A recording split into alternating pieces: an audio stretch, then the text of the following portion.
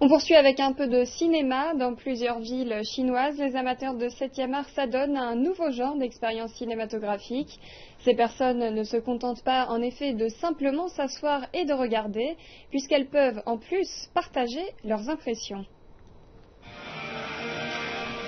Au premier abord, tout laisse à penser que ce cinéma est à l'image des autres sur la planète.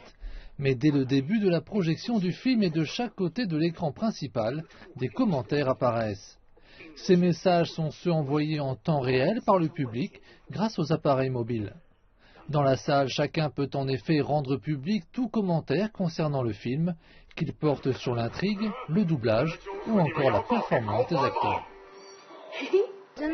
D'abord, on se connecte à un réseau Wi-Fi spécial du cinéma. À ce moment, une page web s'affiche. C'est sur celle-ci que l'on poste des commentaires. La légende des Chines est un de ces films pouvant être commentés en direct. Les productions d'animation sont aujourd'hui réputées sur Internet et leurs fans sont nombreux. À Beijing et Shanghai, ce sont plus de 50 œuvres qui sont ainsi ouvertes aux remarques des spectateurs.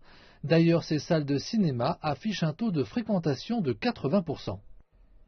Nous tentons de comprendre de quelle façon la réaction du public peut avoir des conséquences sur le film lui-même. Par exemple, nous pouvons réaliser des sondages en temps réel, et en fonction des réponses obtenues de la part des spectateurs, il nous est même possible de modifier l'intrigue.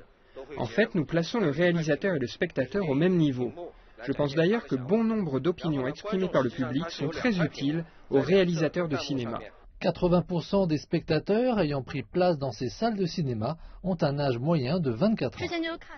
J'ai entendu parler pour la première fois des commentaires de films en temps réel sur le réseau social Weibo et je pense que c'est super. Malgré tout, d'autres se montrent moins enthousiastes. J'estime que voir s'afficher tous ces commentaires empêche de se concentrer. Notre esprit ne se concentre plus uniquement sur l'intrigue.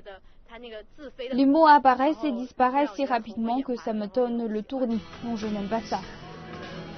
Même si les amateurs de cinéma sont divisés, pour certains analystes, le fait de commenter en temps réel implique de plus grandes exigences pour les infrastructures des salles obscures. Cela pourrait être l'une des raisons pour lesquelles ces mêmes spécialistes prévoient que ce système mettra encore du temps pour être proposé dans les villes de 2e et 3e catégorie. Il existe toujours le risque de voir le commentaire en direct prendre le dessus sur le film lui-même. Je pense que les commentaires en direct sont plus adaptés aux comédies et aux films d'animation. Si l'idée est de poster des commentaires un peu légers sur des œuvres un peu plus sérieuses, comme les films tragiques ou historiques, cela semblerait inapproprié.